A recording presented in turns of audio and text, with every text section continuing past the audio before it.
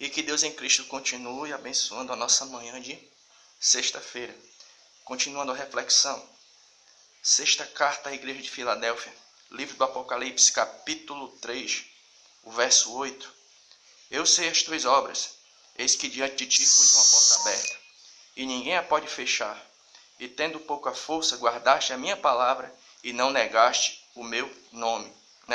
Então, assim, de forma bem rápida e objetiva, a gente já vai estar vendo aqui, Jesus fazendo uma afirmação concernente ao seu proceder, o seu agir com aquela igreja de Filadélfia, Ele vai dizer uma coisa: eu sei as tuas obras, Então, o que é que a Bíblia quer dizer quando diz assim, eu sei as tuas obras?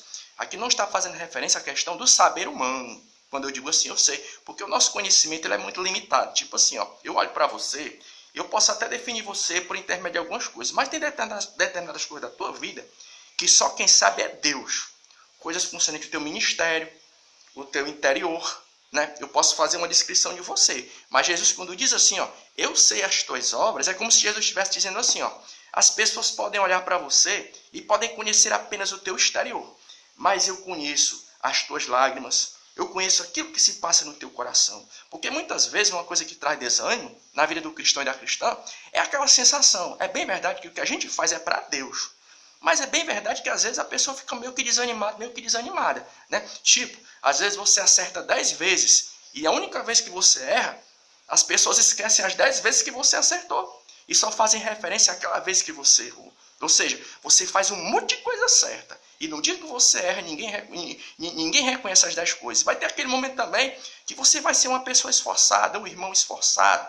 Você vai fazer muita coisa e as pessoas não reconhecem. Você fica assim, poxa, cara, eu faço tanta coisa e tal, e oro, intercede, e ninguém nunca traz uma palavra, nem um incentivo. Isso às vezes desanima o cristão e a cristã. Mas aí Jesus vai dizer assim, eu sei as tuas obras. As pessoas podem não conhecer o teu esforço, podem não saber da tua vida, podem não conhecer o teu coração. Mas o mesmo Jesus Cristo, que conheceu a vida e a história e o coração dos crentes da igreja de Filadélfia, ele também conhece nessa manhã a situação que está no teu coração. Ele conhece as tuas obras. As pessoas podem reconhecer o que o meu irmão e a minha irmã faz, mas o Senhor nosso Deus, ele conhece as tuas obras. E outra coisa interessante aqui, qual é? Eu pus uma porta aberta. O que a gente tem por porta aberta? É oportunidade. Quando uma porta se abre, o que você faz? Você passa, não? Então, o que a gente tem por porta aberta? Oportunidade. E ele diz assim, eu pus uma porta aberta. Não foi o homem, não foram as autoridades. E a gente entende que Deus pode usar as autoridades, pode usar um ser humano para abrir uma porta de oportunidade. Vou pensar num texto do Velho Testamento aqui. As Escrituras nos dizem que após o término do cativeiro babilônio, a Bíblia diz que surgiu no coração de Neemias voltar para a cidade de Jerusalém e reconstruir as ruínas. E quem foi que deu condição? O rei da Pérsia. Ele criou uma situação, mas quem foi que coordenou toda aquela situação para que Neemias pudesse voltar para Jerusalém, reconstruir as ruínas? Foi Deus que está no controle. As pessoas podem aparentemente, tipo assim, sabe por que a gente está dizendo isso? Nós vivemos em um meio pentecostal e nós cremos que nós servimos a um Deus vivo. Às vezes Deus ele fala ao coração de alguém, usa alguém para falar com outra pessoa. Tipo assim, esse que eu vou te usar em uma determinada situação. O que é que a pessoa pensa? A pessoa pensa logo assim, como é que essa porta vai se abrir? Ninguém me ajuda, ninguém me favorece. A gente não pensa logo assim, Algo foi que Jesus disse. Eu pus diante de ti uma porta aberta. Olha, meu querido, minha querida, é Deus que cria situações. Nessa manhã, de repente, você possa estar olhando para um lado e para o outro, você só possa estar vendo porta fechada. Mas o que é que Jesus disse? Eis que diante de ti eu pus uma porta aberta. Não se preocupe, não. É porque é Deus quem cria as situações. É Ele que abre as portas. Toda a honra e toda a glória seja dada para Ele. Alguém pode até dizer assim, hoje isso também serve como uma exortação. Deus ele pode abençoar alguém na vida ministerial e a pessoa pode dizer assim, se eu cheguei até aqui, foi pela força do meu braço. Aí Jesus traz um lembrete. Quem abriu a porta fui eu.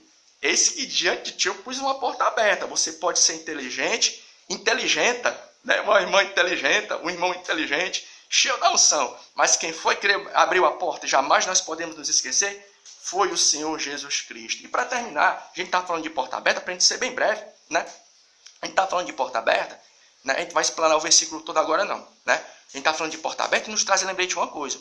Se existem portas abertas, também tem porta fechada, 1 Tessalonicenses, quem fecha as portas? Existem dois elementos que podem fechar a porta, 3, aliás. Primeiro, olhando aqui para o relógio, o primeiro, qual é?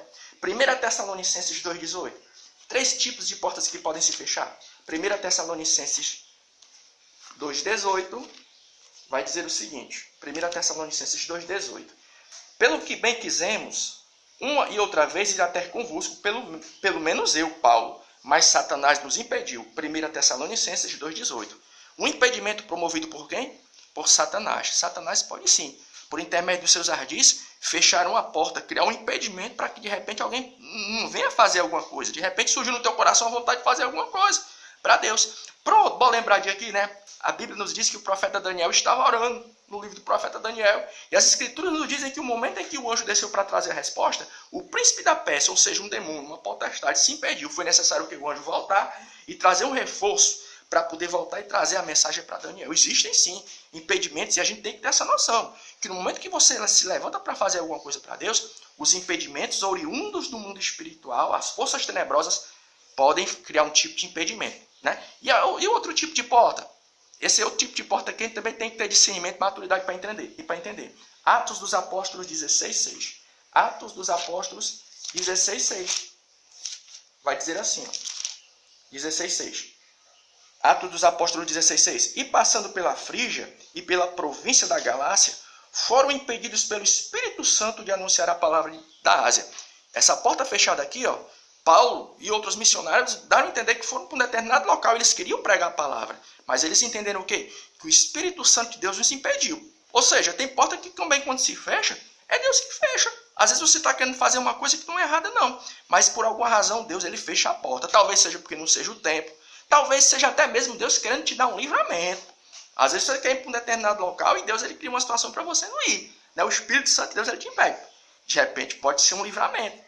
E a terceira porta que, tipo assim, que pode também se fechar, qual é? Segundo aos Coríntios 10, segunda carta de Paulo aos Coríntios, capítulo 10. Segunda carta de Paulo aos Coríntios, capítulo 10. Vai dizer o seguinte, do 3 ao 5. Porque andando na carne, não militamos segundo a carne, porque as armas da nossa milícia não são carnais, mas sim poderosas em Deus para a destruição das fortalezas, destruindo os conselhos e toda altivez que se levanta contra o conhecimento de Deus, e levando cativo todo entendimento e obediência a Cristo. Segunda carta de Paulo aos Coríntios, capítulo 10, do 3 ao 5. Que fortalezas são essas? São os pensamentos, as ideias, os conceitos que muitas vezes nós, em nossa mentalidade carnal, criamos para trazer impedimento à mensagem do Evangelho. Por isso que Paulo vai dizer assim, ó, toda altivez, as fortalezas. Às vezes existem impedimentos que a gente cria. São pensamentos contrários. Às vezes a mensagem do Evangelho quer chegar até a gente, mas a gente cria aquela barreira mental. Não, isso eu não aceito não, porque tal. Está entendendo? Os nossos conceitos humanos. Os nossos conceitos humanos também são um tipo de porta, um tipo de situação que a gente cria para fechar uma porta para a mensagem do Evangelho. A mensagem chega até a gente, é uma bênção. Mas a gente fica assim, eu não creio nisso não.